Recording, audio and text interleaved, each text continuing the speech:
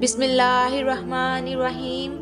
अस्सलाम वालेकुम। कैसे हैं आप? उम्मीद है खैरियत से होंगे। हज़रत अबू हुरैरा रज़ियल्लाहु ताला अन्हु फरमाते हैं कि हुज़ूर अक़दस सल्लल्लाहु ताला अलैहि वसल्लम ने फरमाया, कसम है उस ज़ात की जिसके कब्ज़ में मेरी जान है, मैं ये अमल रोज़ाना 70 बार करता हूँ। ऐ मेरी उम्मत, तुम भी ये अमल करना ताकि तुम पर और तुम्हारी औलादों पर बलाए खताएं टल जाएं और अल्लाह ताला तुम्हारी महशर के रोज़ मग़फ़रत फरमा दे। वो अमल ये है। हज़रत ज़ैद बिन साना रज़ियल्लाहु ताला अन्हा, जो पहले एक यहूदी आलिम थे, उन्होंने हुज़ूर अक़दस सल्लल्लाहु अलैहि वसल्लम से खजूरें खरीदी। खजूरें देने की मुद्दत में अभी 1-2 दिन बाकी थे कि उन्होंने बड़े मजमे में हुज़ूर अक़दस सल्लल्लाहु अलैहि वसल्लम से इंतहाई तल्ख़ी तरश लहजे में सख्ती के साथ तकाज़ा किया और आप सल्लल्लाहु अलैहि वसल्लम का दामन और चादर पकड़कर निहायत तंद तेज़ नज़रों से आपकी तरफ देखा और चल कर ये कहा कि ए मोहम्मद सल्लल्लाहु अलैहि वसल्लम, तुम सब अब्दुल मुत्तलिब की औलाद का यही तरीका है कि तुम लोग हमेशा लोगों के हुकूक अदा करने में देर लगा देते हो और टाल मटाल करना तुम लोगों की आदत बन चुकी है। ये मंजर देखकर हज़रत उमर रज़ियल्लाहु ताला अन्हु अपने आपे से बाहर हो गए और निहायत गज़बनाक और जहरीली नज़रों से घूर घूर कर कह रहे थे कि ए खुदा के दुश्मन,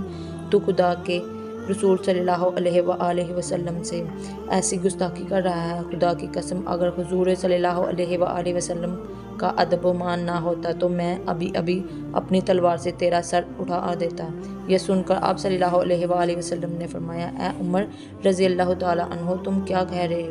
तुम्हें तो ये चाहिए था कि मुझको अदाए हक़ की तरगीब दे कर और इसको नरमी के साथ तकाज़ा करने की हदायत करके हमें दोनों की मदद करे।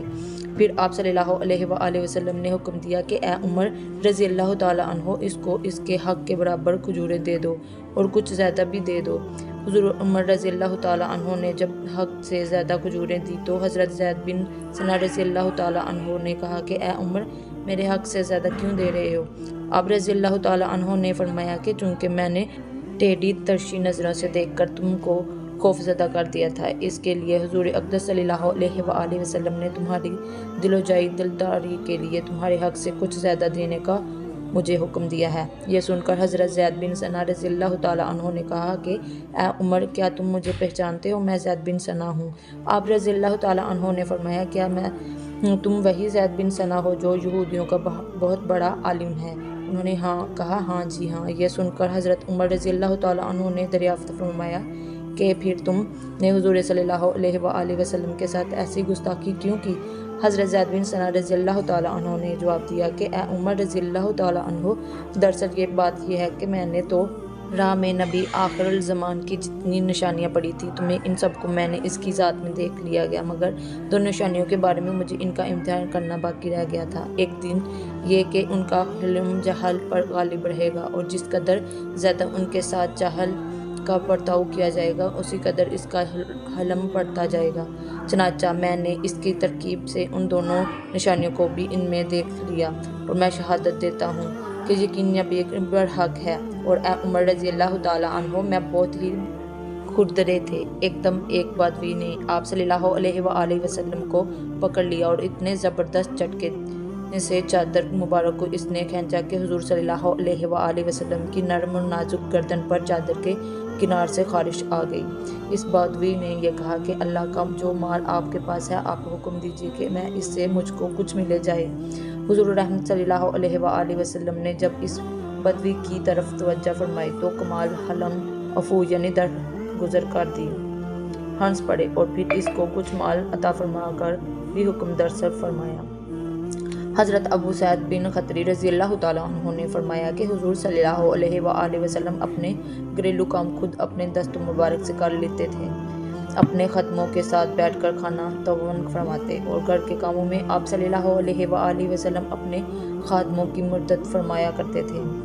एक दिन दरबार रिसालत में हाज़िर हुआ तो जलालत नबूवत की हैयत से एकदम खफा होकर राज़ल बदनाम हो गया और कांपने लगा। तो आप सल्लल्लाहु अलैहि वसल्लम ने अर्शाद फरमाया कि तुम बिल्कुल मत डरो, मैं ना कोई बादशाह हूँ ना कोई जब्बार हाकिम हूँ, मैं तो कुरैश की एक औरत का बेटा हूँ, मैं जो खुश्क गोश्त की बोटियाँ खाया करती थी। हज़रत अब्दुल्ला बिन उमर रज़ियल्लाहु ताला अन्हु बयान करते हैं कि एक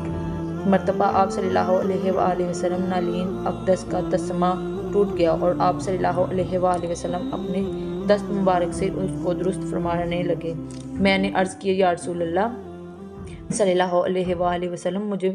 بتا دیجئے، میں اس کو درست کر دیتا ہوں۔ میں اس درخواست پر ارشاد فرمایا کہ یہ صحیح ہے کہ میں تم اس کو ٹھیک کر دو گے، مگر میں اس کو پسند نہیں کرتا کہ میں تم لوگوں پر اپنی برتر اور بڑائی ظاہر کروں۔ اسی طرح صحابہ کرام رضی اللہ تعالیٰ عنہ آپ صلی اللہ علیہ وآلہ وسلم کو کس کام میں مشغول دیکھ کر بار بار درخواست عرض کرتے کہ یا رسول اللہ صلی اللہ علیہ وآلہ وسلم آپ خود یہ کام نہ کریں، اس کام کو ہم لوگ انجام دیں گے، مگر آپ صلی اللہ علیہ وآلہ وسلم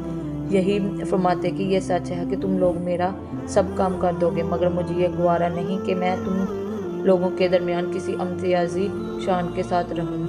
حضرت انس رضی اللہ تعالیٰ عنہ روایت کرتے ہیں کہ اگر کوئی شخص حضور صلی اللہ علیہ وآلہ وسلم کے کان میں کوئی سرگوشی کی بات کرتا تو آپ صلی اللہ علیہ وآلہ وسلم اس وقت تک اپنا سر اس کے منہ سے لگا نہ فرماتے جب تک وہ کان میں کچھ کہتا رہتا، اور آپ صلی اللہ علیہ وآلہ وسلم اپنے اصحاب رضی اللہ تعالیٰ عنہ کی مجلس میں کبھی پاؤں پھیلا کر نہیں بیٹھتے تھے، اور جو آپ صلی اللہ علیہ وآلہ وسلم کے سامنے آتا آپ سلام کرنے میں پہل کرتے اور ملاقاتوں سے مصافحہ فرماتے، اور اکثر اوقات اپنے پاس آنے والے ملاقاتیوں کے لیے آپ صلی اللہ علیہ وآلہ وسلم اپنی چادر مبارک بچھا دیتے اور اپنی مرصد بھی پیشا کر دیتے، اور اپنے اصحاب رضی اللہ تعالیٰ عنہ کو ان کی کنتوں اور اچھے ناموں سے پکارتے، کبھی کسی بات کرنے والے کی بات کو کاٹتے نہیں تھے، ہر شخص سے خوش روائی کے ساتھ مسکرا کر ملاقات کر فرماتے۔ مدینہ کے خادمان اور نوکر چاکر برتنوں میں صاف پانی کو لے کر آتے تاکہ حضرت حضور صلی اللہ علیہ وآلہ وسلم ان کے برتنوں میں دست مبارک ڈبو دیں اور پانی متکبر ہو جائے، تو سخت جاڑی کے موسم میں بھی صبح کو حضور صلی اللہ علیہ وآلہ وسلم ہر ایک برتن میں اپنا مقدس ہاتھ ڈال دیا کرتے تھے اور جاڑ کی سردی کے باوجود کسی کو محروم نہیں فرماتے تھے۔ آپ صلی اللہ علیہ وآلہ وسلم اپنے لیے کوئی مخصوص بستر نہیں رکھتے تھے، بلکہ ہمیشہ ازواج محترمات کے بستروں میں ہی آرام فرماتے تھے اور اپنے پیارے محبوب سے ہمیشہ اپنی مقدس بیویوں رضی اللہ تعالیٰ عنہا کو خوش رکھتے تھے۔ حضرت عائشہ رضی اللہ تعالیٰ عنہا فرماتی ہیں کہ میں پیالے میں پانی پی کر حضور صلی اللہ علیہ وآلہ وسلم کو جب پیالہ دیتی تو آپ صلی اللہ علیہ وآلہ وسلم پیالے میں سے جس جگہ لب مبارک لگا کر پانی نوش فرماتی جہاں میری ہونٹ لگے ہوئے، اور میں گوشت سے بری کوئی ہڈی اپنے دانتوں سے نوچ کر وہ ہڈی حضور صلی اللہ علیہ وآلہ وسلم کو دیتی تو آپ بھی اسی جگہ سے گوشت کو اپنے دانتوں سے نوچ کر تعاون فرماتے جس جگہ میرا منہ لگا ہوتا۔ حضرت ابو سعید خدری رضی اللہ تعالیٰ عنہ سے روایت ہے کہ ایک مرتبہ حضرت قتادہ بن نعمان رضی اللہ تعالیٰ عنہ نے حضور صلی اللہ علیہ وآلہ وسلم کے ساتھ عشاء کی نماز پڑھی۔ رات سخت اندھیری تھی اور آسمان پر گھٹا چھائی ہوئی تھی۔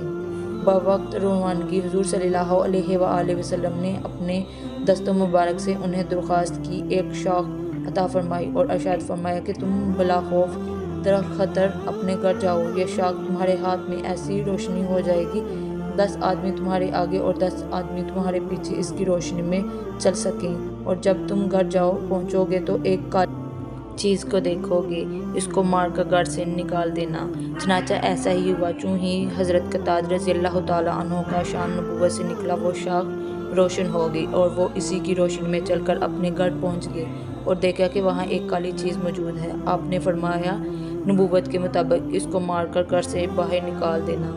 حضرت ابو ہریرہ رضی اللہ تعالیٰ عنہ کہتے ہیں کہ رسول کریم صلی اللہ علیہ وآلہ وسلم نے فرمایا قسم ہے اس ذات کی جس کے قبض میں قدرت میں میری جان ہے، میں دن میں 70 بار سے زیادہ اللہ تعالیٰ سے استغفار کرتا ہوں اور توبہ کرتا ہوں۔ اے میری امت، تم بھی حق تعالیٰ سے استغفار کرنا اور اللہ کی بارگاہ اقدس میں توبہ کرنا تاکہ تمہارے اوپر آنے والی بلائیں خطائیں اور تمہارے بچوں کے اوپر آنے والی بلائیں خطائیں اللہ تعالیٰ عطا فرماتا ہے، اور روزہ محشر اللہ تعالیٰ تمہیں مومن کی صفا میں ٹھہرائے گا۔ اللہ تعالیٰ سے دست و ادب ہاتھ جوڑ کر گریزاری انکساری سے دعا کرتے ہیں۔ میرے تمام مسلمان بہن بھائیوں کے بچوں کو اللہ تعالیٰ اپنے حفظ و امان میں رکھے۔ اور شیطان کے شر سے محفوظ رکھے۔